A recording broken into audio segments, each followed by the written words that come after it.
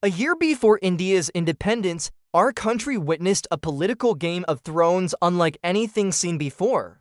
Gandhi, desperate to prevent the partition of India, went so far as to tell Mountbatten that Jinnah should be made the Prime Minister of India. It sounds unbelievable, but that's how intense and fragile the situation was.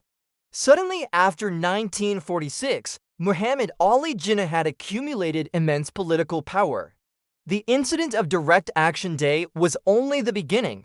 Before partition, India would face wave after wave of communal riots. By the time the violence ended, Calcutta had turned into a city of corpses. And when Nehru gave a statement to the press, it was taken as arrogance, and it proved to be a huge mistake. Jinnah seized this moment to announce Direct Action Day, declaring that India would either be divided or destroyed. The year was 1946, the British were on their way out, but the big question was not whether India would be free, the question was how and when. Several factors pushed the British to this decision. First, the Quit India movement of 1942, where millions of Indians under Gandhi's leadership rose against colonial rule. Second, in 1944 and 1945 came the struggles of Netaji Subhash Chandra Bose and his Indian National Army, followed by the Red Fort trials, which shook British confidence. Third, the Royal Indian Navy mutiny, when sailors rebelled against their British masters. And fourth, the aftershocks of the Second World War, which left Britain crippled by economic recession, unemployment, and exhausted industries. By 1945, Clement Attlee became Prime Minister of the UK, and his party had openly promised Indian freedom. For the first time, even the British people largely supported India's independence. Everything was aligned, but the challenge was how the transfer of power would be executed. 1 year before independence, India became the stage of a dark and cruel political drama. These last months of British rule are rarely mentioned in our textbooks.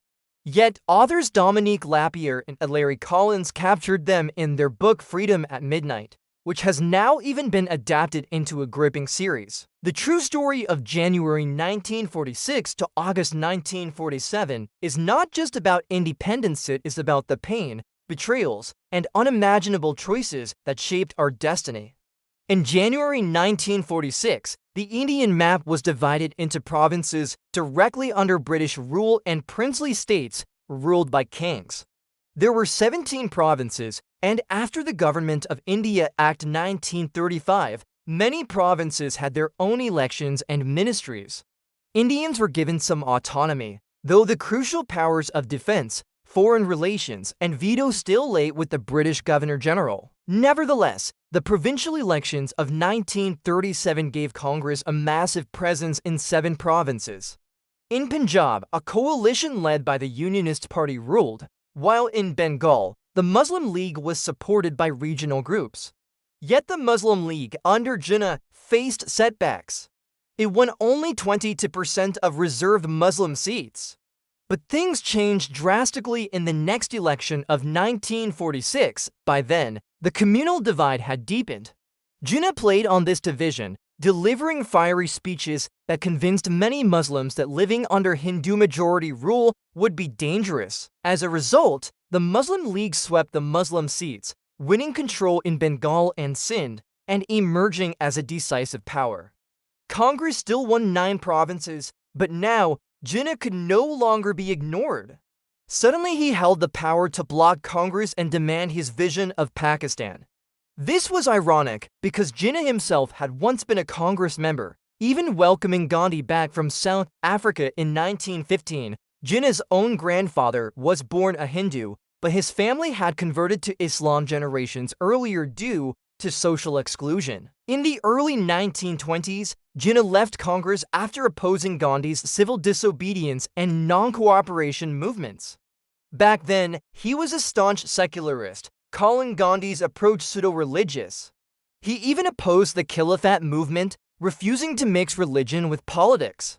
But after returning from London in the 1930s, Jinnah reinvented himself as the sole spokesman of Muslims in India, and his ambition for Pakistan only grew stronger. Meanwhile, events on the ground were spiraling. In February 1946, the Royal Navy mutiny erupted. In March, Clement Attlee sent the cabinet mission to India to negotiate with Indian leaders. The mission proposed a united India divided into three groups of provinces: Hindu-majority areas, Muslim-majority areas in the northwest, and Muslim-majority areas in the east. The central government would be weak, handling only defense, foreign affairs, and communications. The Muslim League accepted this plan since it gave them autonomy. Congress initially resisted because it did not want to accept communal divisions. Nehru later agreed to join the Constituent Assembly, hoping to modify the plan from within. But when he told the media that Congress could alter the cabinet mission plan later, Jinnah saw it as betrayal. Furious, he rejected the plan and called for direct action. Direct Action Day was announced for the 16th of August 1946. The epicenter was Bengal, where the Muslim League ruled. Bengal's chief minister Hussain Shahid Sohrawardy, known later as the Butcher of Bengal, allowed mobs to run wild. The police did little to stop the carnage. For 3 days, Calcutta drowned in blood. 6,000 people died, 15,000 were injured, and the city became a graveyard. These riots were only the beginning of a long chain of violence that tore India apart. Yet in this chaos, an interim government was formed on the 2nd of September 1946 under Nehru's leadership. Members included Patel, Rajendra Prasad, and others. The Muslim League joined later, with Liaquat Ali Khan taking the finance ministry. For a brief moment, it seemed India might remain united under this transitional government, but soon, communal riots returned, most notably in Noakhali in Bengal, where Hindus were attacked, killed, and forcibly converted. Gandhi personally walked barefoot across villages for months, urging Hindus and Muslims to live together peacefully. He paired village leaders from both communities to share homes, hoping to rebuild trust. It was one of the most extraordinary efforts for communal harmony ever undertaken. But Gandhi was only one man. He could not be everywhere. Revenge riots erupted in Bihar. Hatred spread like wildfire. By early 1947, violence had engulfed Punjab. Without Punjab, Pakistan was impossible, so the Muslim League fought bitterly to gain control. When riots broke out in Rawalpindi and Lahore, Chief Minister Khizr Hayat Tawana resigned. Meanwhile, in Britain, Prime Minister Attlee grew impatient. He appointed Lord Louis Mountbatten as the last Viceroy of India, giving him full responsibility to resolve the crisis. Mountbatten met Jinnah in April 1947. He wanted to keep India united, but Jinnah flatly refused. Negotiations failed day after day. On the other side, Nehru and Patel grew tired of Jinnah's demands. They reluctantly began to accept that partition might be the only solution, but Gandhi refused to give up. In April 1947, he pleaded with Mountbatten not to divide India. He even offered the unthinkable: make Jinnah the Prime Minister of a united India. Gandhi was willing to see 300 million Hindus ruled by Jinnah if it meant keeping the country together. But Nehru and Patel, after working with the Muslim League in government, refused outright. They had seen Jinnah's obstruction firsthand and believed he would destroy the country. For the first time, Gandhi's closest followers defied him. It was a heartbreaking moment. Mountbatten then came up with what became known as the Dicky Bird Plan, allowing provinces to choose independence. But Nehru exploded in anger, calling it a recipe for balkanization that would shatter India into hundreds of fragments. The plan was scrapped. Instead, VP Menon drafted a new plan in a single evening: partition India into two dominions, India and Pakistan, while dividing Bengal and Punjab. The princely states were ordered to choose either India or Pakistan, based on geography.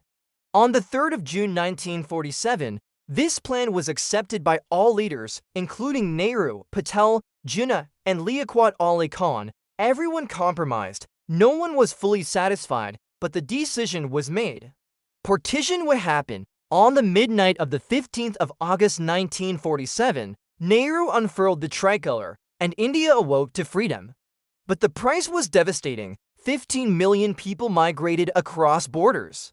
Over 1 million were killed in massacres. 75,000 women were kidnapped and raped. Families were torn apart forever. Independence came with the blood of innocents. In the aftermath, Sardar Patel shouldered the Herculean task of uniting over 550 princely states into India, a story in itself. Friends, if you've stayed with me till here, then you can feel how emotional, intense, and shocking this last year of British India truly was. Our history books often give only a few pages to it, but this period decided the fate of our nation. And if you find stories like this worth knowing, please take a second to hit that subscribe button right now, so together we can uncover many more truths that history kept hidden from us.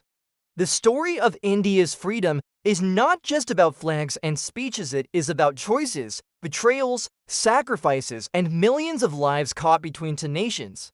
What happened in that 1 year is something every Indian deserves to know. And now, I want to hear from you. What do you think? Should Gandhi's offer of making Jinnah the Prime Minister have been accepted if it could have saved India from partition? Or was Nehru and Patel's refusal the only right decision? Tell me in the comments, because your voice matters in keeping history alive.